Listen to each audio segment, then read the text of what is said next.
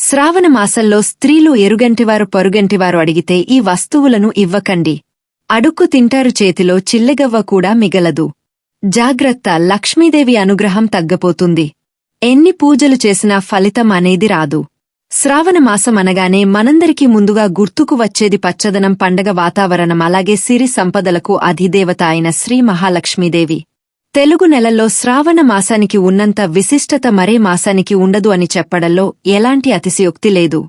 ఈ మాసం సాక్షాత్తు ఆ శ్రీ మహావిష్ణువుకు ఎంతో ప్రీతిపాత్రమైన మాసం. ఆయన వక్షస్థలంపై కొలువై ఉండే మహాలక్ష్మీదేవి అనుగ్రహం కోసం ప్రతి మహిళ ఎంతో భక్తి శ్రద్ధలతో ఎదురుచూసే పుణ్యమాసం ఇది. శ్రావణ మాసం రాగానే ప్రతి ఇల్లు ఒక దేవాలయంలా మారిపోతుంది. ఉదయాన్నే నిద్రలేచి వాకిళ్లు శుభ్రం చేసుకుని అందమైన ముగ్గులు పెట్టుకుని గడపలకు పసుపు కుంకుమలు రాసి గుమ్మానికి మామిడాకులు తోరణాలు కట్టి పూజా మందిరంలో దీపారాధన చేసి లక్ష్మీదేవి స్తోత్రాలతో ఇల్లంతా ఆధ్యాత్మిక శోభను సంతరించుకునేలా చేసుకుంటారు. ముఖ్యంగా స్త్రీలకు ఈ మాసం అత్యంత పవిత్రమైనది మరియు ముఖ్యమైనది. వరలక్ష్మీ వ్రతం, మంగళగౌరీ వ్రతం, శ్రావణ శుక్రవారాలు, శ్రావణ మంగళవారాలు, ఇలా నెలంతా పూజలు, నోములు, వ్రతాలతో మహిళలు ఈ నెలంతా చాలా నిష్టగా ఉంటారు. తమ మాంగల్య బలం కలకాలం నిలవాలని, కుటుంబంలో సుఖ సంతోషాలు సిరి సంపదలు వెల్లెవిరియాలని, భర్త పిల్లలు ఆయురారోగ్యాలతో ఉండాలని కోరుకుంటూ ప్రతిరోజూ ఎంతో పవిత్రంగా పూజలు, వ్రతాలు ఆచరిస్తారు. ఈ శ్రావణ మాసంలో చేసే చిన్న పూజ అయినా సరే ఎంతో గొప్ప ఫలితాన్ని ఇస్తుందని శాస్త్రాలు చెబుతున్నాయి. లక్ష్మీదేవి ఎంతో ప్రసన్నంగా ఉండే ఈ మాసంలో ఆమెను ఆహ్వానించడానికి ప్రతి ఒక్కరూ తమ శక్తి కొద్దీ ప్రయత్నిస్తారు. అయితే ఈ పవిత్రమైన శ్రావణ మాసంలో ఎంత భక్తి శ్రద్ధలతో పూజలు చేసినా కొన్ని తెలియని పొరపాట్ల వల్ల కొన్ని వస్తువులను ఇతరులకు ఇవ్వడం వల్ల మన ఇంటికి రావలసిన లక్ష్మీదేవి వెనక్కి వెళ్లిపోతుంది. శ్రావణ మాసంలో స్త్రీలు ఎవరు ఎంత అడిగినా సరే, ఏ పరిస్థితులలో ఉన్నా సరే కొన్ని వస్తువులను మన ఇంటి నుండి బయటకు పంపకూడదు. ముఖ్యంగా బయటివారికి అప్పుగా కానీ లేదా చేతి బదులుగా కానీ ఉచితంగా కానీ ఈ వస్తువులను పొరపాటున కూడా ఇవ్వకూడదు. అలా కాదు అని ఎవరైనా అడిగారు కదా అని మొహమాటానికి పోయి ఇస్తే లక్ష్మీదేవి మన ఇంటిని వదిలి వారి ఇంటికి వెళ్లిపోతుంది. మనం చేసే పూజలకు ఎలాంటి ఫలితం దక్కదు సరికదా. ఊహించని కష్టాలు మనల్ని చుట్టుముడతాయి. ఇంట్లోని ధనమంతా నీళ్లలా ఖర్చయిపోతుంది.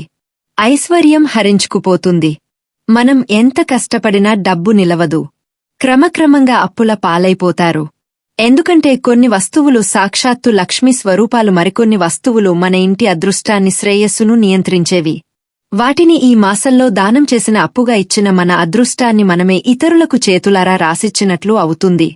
ఈ నెల రోజుల పాటు ఎవ్వరికీ ఇవ్వకూడని వస్తువుల్లో మొదటిది గుడ్డు.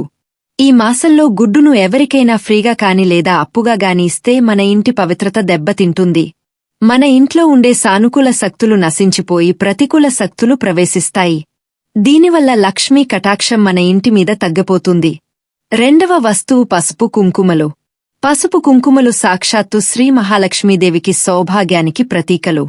ముత్తైదువులు ఇంటికి వస్తే వారికి తాంబూలం రూపంలో ఇవ్వవచ్చు, కానీ విడిగా అప్పుగా ఇవ్వకూడదు. మూడవ వస్తువు నిండు నీటికుండ. నిండుగా ఉన్న నీటిని వేరొకరికి ఇచ్చేస్తే మన ఇంట్లోని ధనలక్ష్మి కూడా నీళ్లలాగే బయటకు వెళ్లిపోతుంది.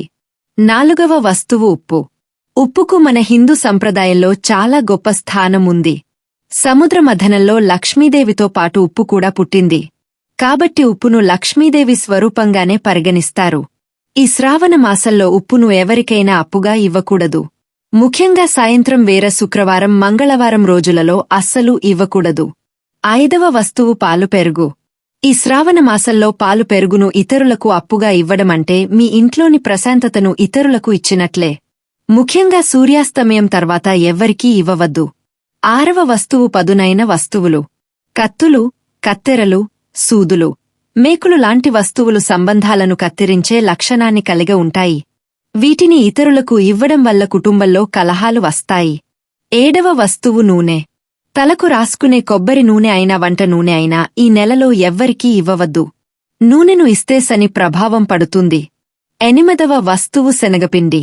ఈ నెలలో శనగపిండిని ఇస్తే మీ ఇంట్లోని గురుబలం తగ్గిపోతుంది. తొమ్మిదవ వస్తువు మిరియాలు.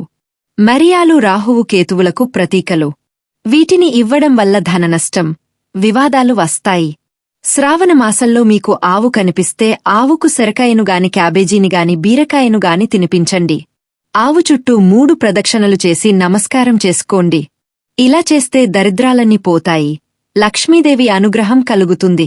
ఇలా శ్రావణ మాసంలో మీకు ఎప్పుడు గోవు కనిపించినా ఏదో ఒక ఆహారం పెట్టండి. గోవు లక్ష్మీ స్వరూపం గనుక గోవుకు ఆహారం పెడితే లక్ష్మీదేవి చాలా